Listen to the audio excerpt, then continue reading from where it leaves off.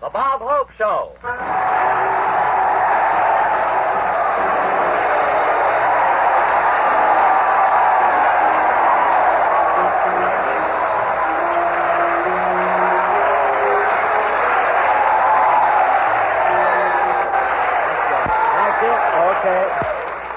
Let's not overdo it.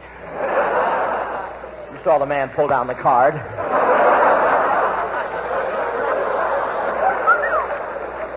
Got your gears squared away, boy. How do you do, ladies and gentlemen? This is Bob broadcasting from the Naval Training Station at Corpus Christi, Texas Hope. Well, here I am starting my 8th year for the same sponsor. I re-enlisted. But you know, I'm really thrilled tonight because they requested me to keep appearing before military audiences. What I didn't like about it, the request came from civilian audiences. But it's great to be back. Coming home is really something. When we flew over New York, I felt a real tug at my heart. My girdle had caught in the Bombay door.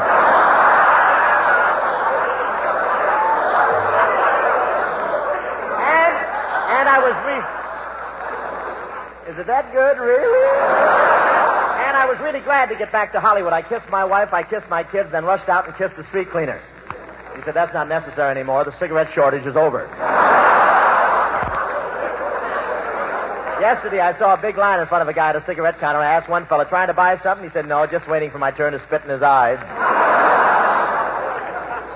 And the gasoline, one cop saw a car parked on the highway, so he went up and said, what's the idea? The gas shortage is over.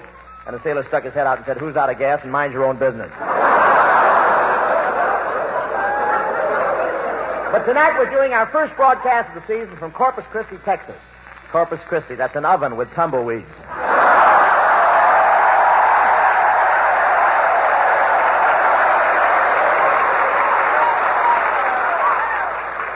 I got them now. We're getting close to home now. And things are very confused here.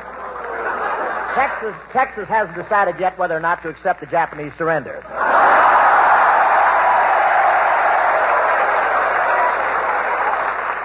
Oh, I'm getting into the solid stuff now. The people down here are unusual. Of course, you can tell a Texan anywhere, but not very much.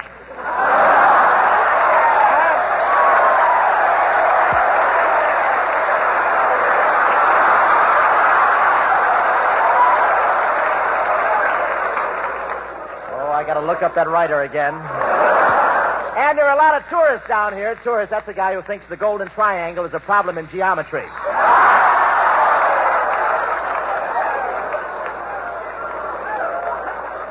That joke is only funny if you've been to Corpus Christi. And then nothing's funny. But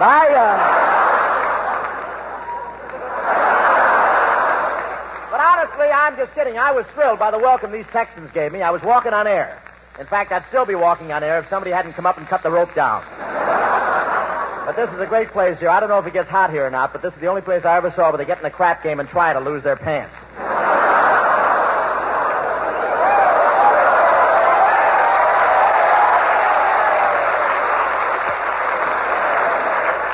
And I know one Navy gunner who got discharged from the Navy, went back to his farm. When he started to milk the cow the first morning, she turned around and said, hey, take it easy. Those aren't triggers, you know.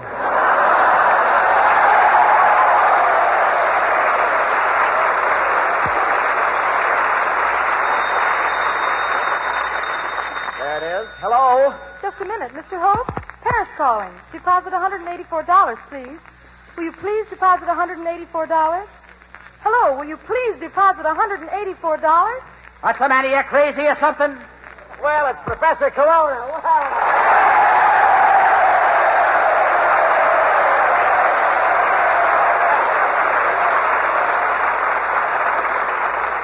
How are you, Gerard? Colona, where are you? Well, Hope, you remember the time this summer when we ate in that little French restaurant in Paris and you couldn't pay the bill, so you left something for security? Yes, what about it, Colona? Well, come and get me out of here.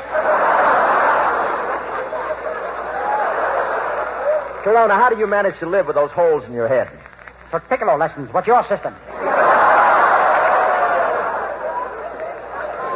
Colona, are you really in that Parisian restaurant? No, Hope, I'm on top of a high tower looking around the city. Eiffel? No, all the shades are down. Say, where are you now, Hope? Oh, I'm out in Texas, the brush country. Fine. Say, say hello to my relatives. Say, Hope, I was out with a French girl last night. You were out with a French girl last night, Colona. What was her name? Fifi. Did you like her? Wee wee. What happened? Woo woo.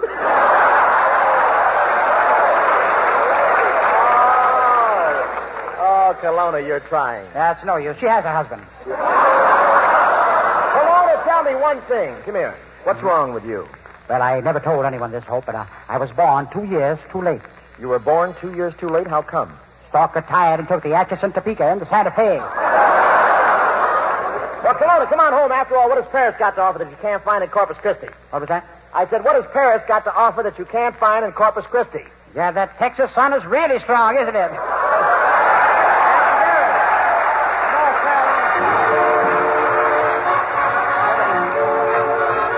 All those folks down in Salisbury, North Carolina, waiting for you, boy.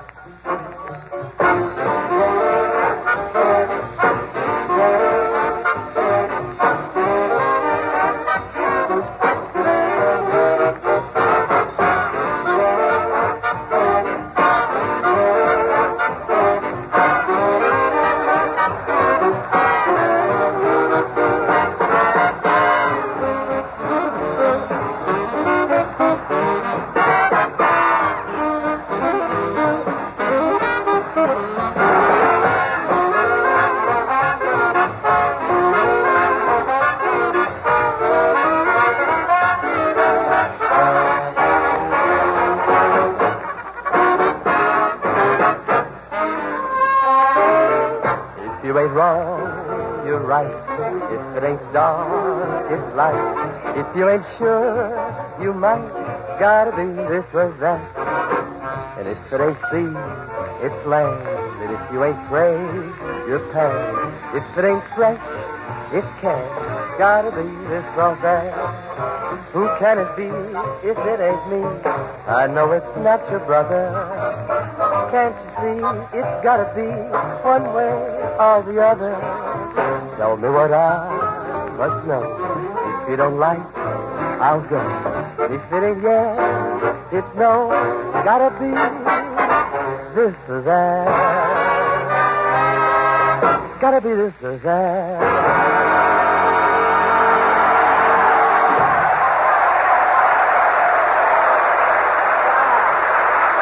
Good, Skinny. Back down there. Skinny Earth. Oh, yeah. That was Gotta Be This or That, sung by that famous screen star, Skinny Ennis, soon to be seen in his new picture, Along Came Bones. Hey, Bob. Yeah. You can't kid me about my physique now. I put on a lot of beef this summer. You did, huh? Yeah, I just feel that muscle. Mm-hmm. Well, look around. It's there somewhere. Skinny, is that a muscle or is your Adam's apple out on the USO tour? But isn't this a great state, Texas skin? Oh, it sure is. You know, Ann Sheridan, Linda Darnell, and Ginger Rogers all came from Texas. Yeah, and it's such flat country, too, isn't it, huh?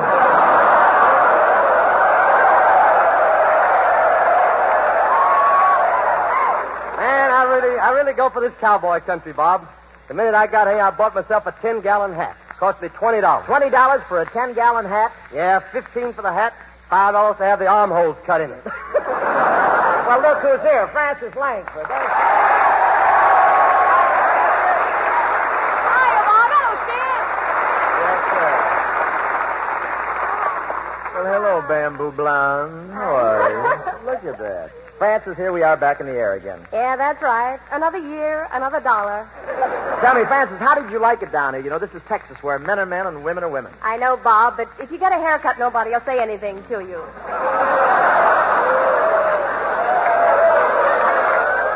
Francis, are you insinuating that I'm not a he-man? Well, it isn't that, Bob. You just don't belong in this part of the country. You know, down here, they shoot from the hip. So what? I can shoot from the hip. I know, Bob, but the shooting would be all over by the time you reached way back there. Watch your lines. Never mind. I guess there's enough guys out there doing it for you. Say, you know, Francis, this is wonderful grazing country down here. I know it is, Bob, but gee, you make pretty good money. Why don't you eat in a restaurant?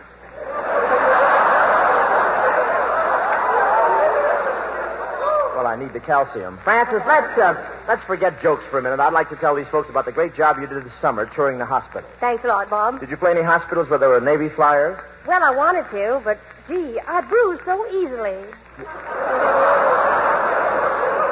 I was only kidding, Bob. I wouldn't forget the Navy. I played the San Diego Naval Hospital. Oh, I've been there. Yes, I know, and they were so disappointed when they found you weren't with me. Oh, did they expect me? Well, they must have. They had the place all sprayed with DDT. DDT? Oh, I know. You mean Dream Dandy Talkum. Yeah. But, Bob, I'm tired of talking about myself. Let's talk about your trip to Europe, it says here. Well, there really isn't much to it. I could tell the whole thing in a few days, but all in all... You played army camps in France, didn't you, Bob? That's right, Vance. I even brought you a little something from Paris. Here. Oh, Bob, this is wonderful, but you didn't have to do this. Oh, it's nothing, Francis. Go on, open the bottle and smell it. Okay. Mmm, real French dressing.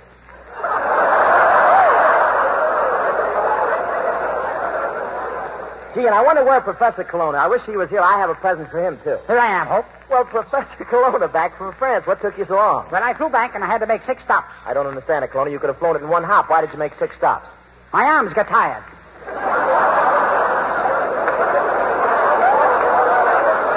Well, here's your present, Colona. Well, thank you, Hope, and I brought you a present, too. Nothing special, just an atom bomb. Colona, an atom bomb? Nothing to worry about, Hope. It's only a miniature. It won't explode. Here, I'll drop it on the floor and show you.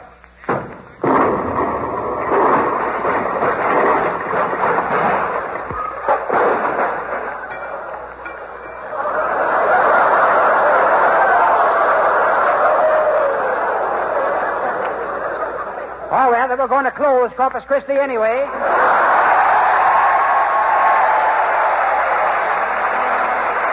Here comes Francis Langford.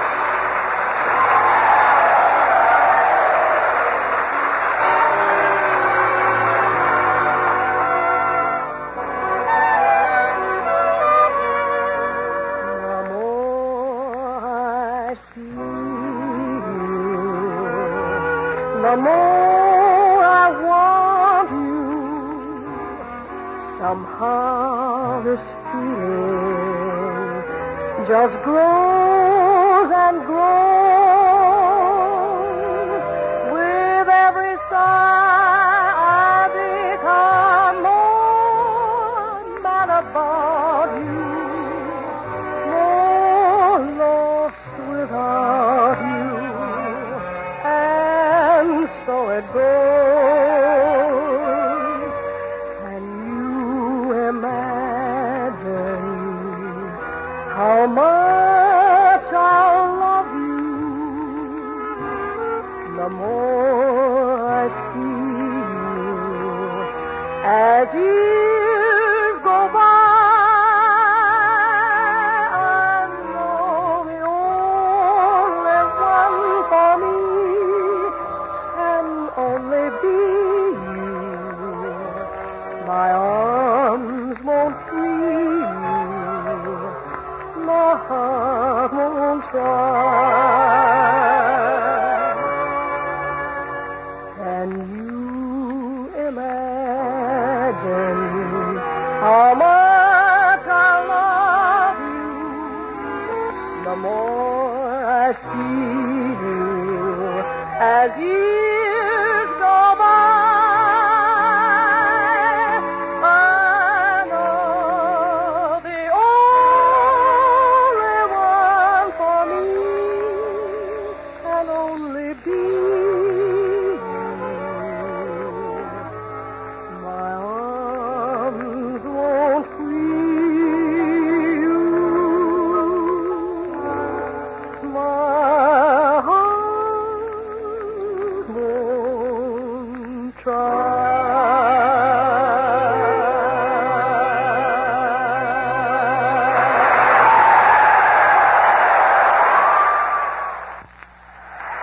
Here's Jimmy Ennis.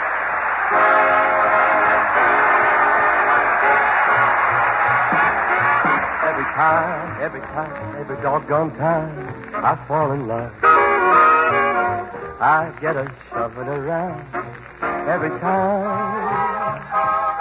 Every doggone time I quarrel, man. I'm taking a chance on losing my mind. I'm gonna learn to be a hermit and live in a hermit's cave until I lose those blues my sweetie gave to me. I'm gonna burn my bridges behind me. I'm gonna hide out in there. You can look, but you'll never find me behind the 8-ball again. 'Cause every doggone time I fall in love, I get a shoving around every doggone time.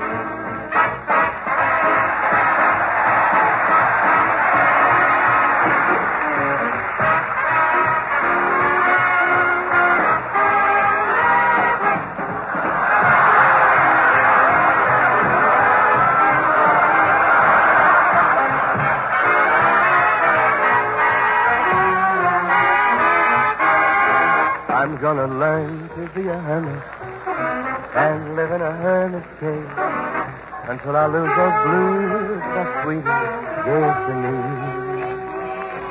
I'm gonna burn my bridges behind me. I'm gonna hide out in there. You can look, but you'll never find me behind the 8-ball again. 'Cause every doggone time I fall in love, I get a shoving around every doggone time.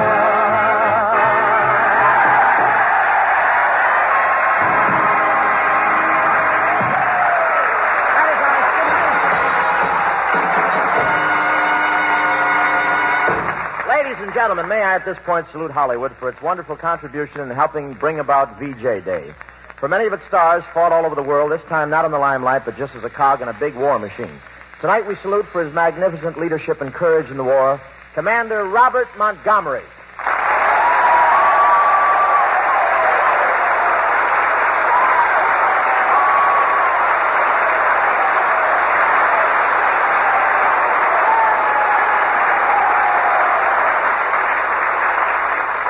Thank you, boys. Thank you, Bob. Well, Robert, you can tell by that applause that these boys are all intensely interested in your Navy career. They're very eager to hear about it. Well, I got in. No, skip that. How'd you get out?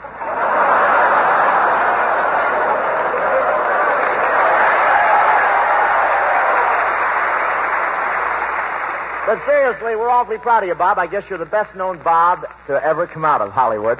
Oh, I don't know, Bob. I don't know. Bob Burns did all right.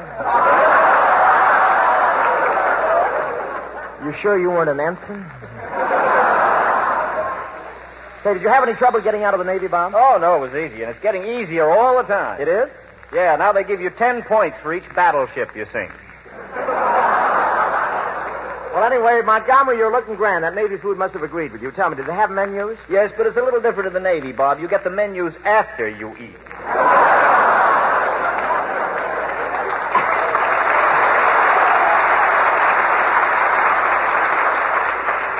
After you eat. What purpose would it serve then? How else are you going to know what you've eaten?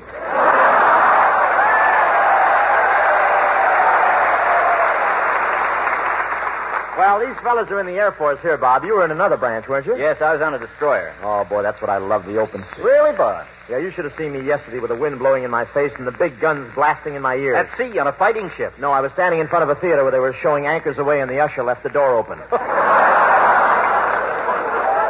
Frank Sinatra's in that, isn't he? What's that? I say Frank Sinatra. Yeah, he's the only sailor that ever had to have his pants padded.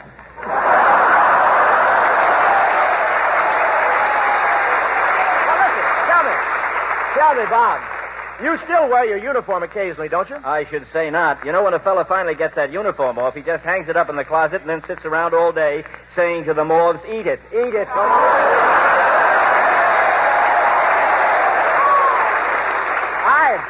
I had hoped you'd bring your commander's uniform along, Bob. I wanted to borrow it from you. I got a date with a wave tonight. You've got a date with a wave? Why do you need a uniform? Well, I want to pull rank on it when the waiter brings the check. At the seawall.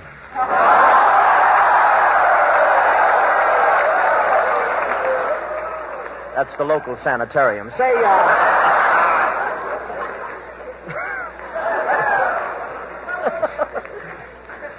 Those boys will be glad to get back in civilian life, won't they, Bob? Yeah, they certainly will, Bob. Let's show the folks that little scene, what happens on mustering out day. Think I can play a gob? Well, it depends on what it's a gob of.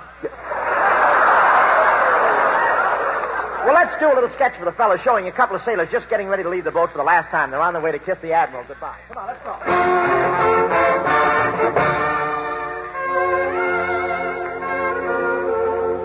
Attention. Attention. Now hear this. All sailors in Barracks 3, line up at the paymaster's window. You're being mustered out. You mean you don't want to be a civilian? No. Spend all day making up your own mind, having someone else do your laundry, driving the same car all the time, worrying about what suit to wear.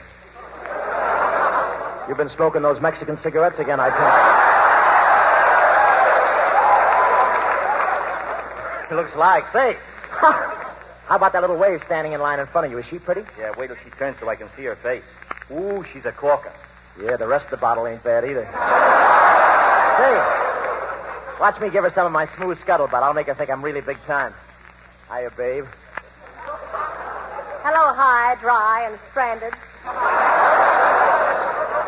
Hey, Wavy, how about you and me locking dog tags tonight, huh?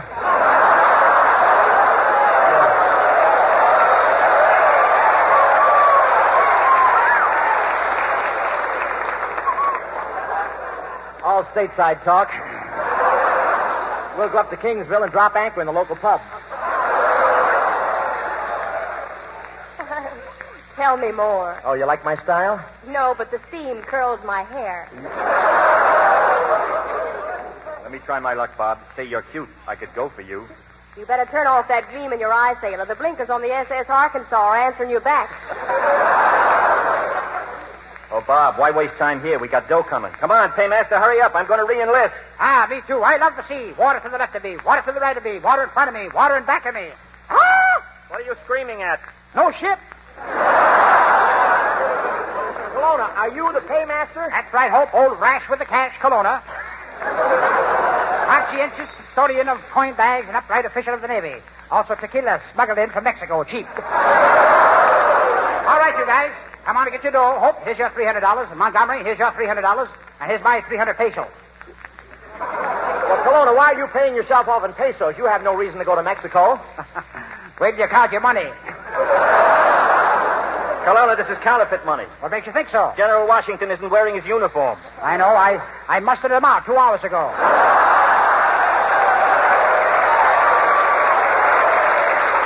Colona, aren't you afraid with all this money around? Of course not, Hope. I keep this rifle by me at all times, and I'm an expert shot. An expert shot? Yes. See the Admiral over there?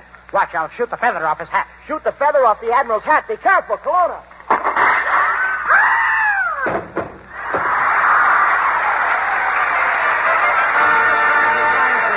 He's home for a little while.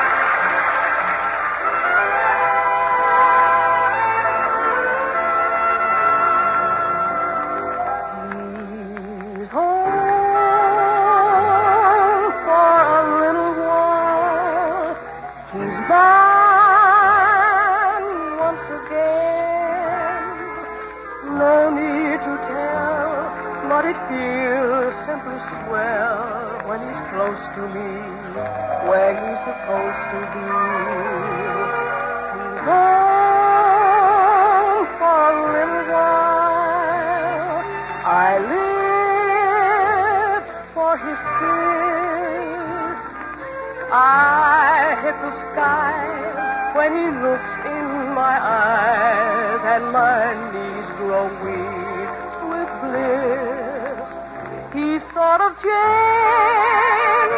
He's kind of different from the boy I used to know a while ago.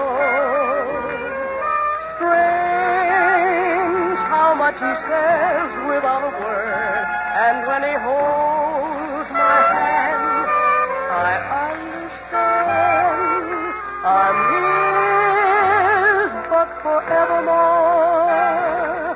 He's mine, mine alone. close to my heart for the little while he's home. He's sort of changed. He's kind of different from the boy I used to know a while ago. Strange how much he says without a word. And when he holds my hand, I understand I'm his, but forevermore. He's mine alone. We'll have to part, but he's close to my heart.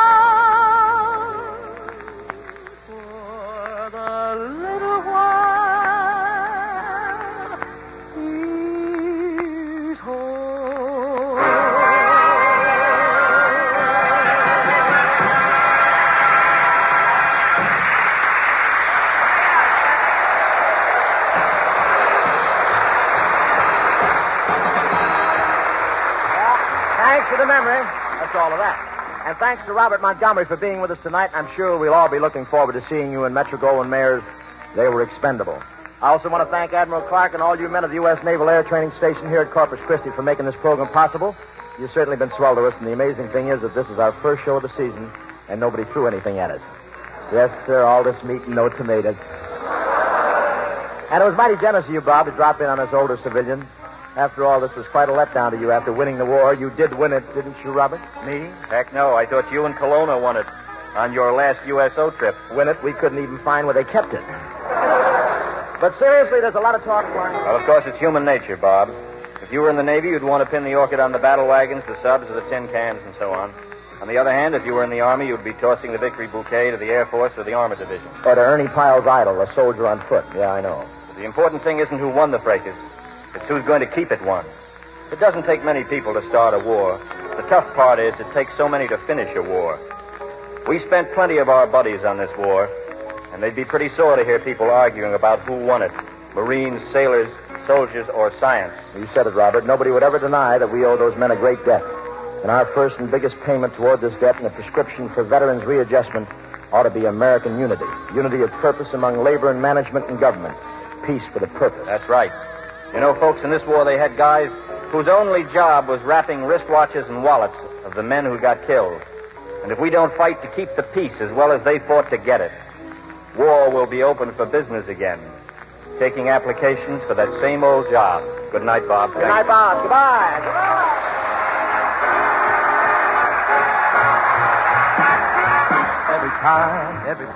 Every doggone time, I fall in love. I get a shoving around. Every doggone time, I try romance. I'm taking a chance on losing my mind. I'm gonna learn to be a hermit and live in a hermit's cave until I lose those blues my sweetie gave to me. I'm gonna burn my bridges behind me. I'm gonna hide out and dance. You can look, but you'll never find me behind the 8-ball again. 'Cause every doggone time, I fall in love. I get a shoving around. This is the Armed Forces Radio Service.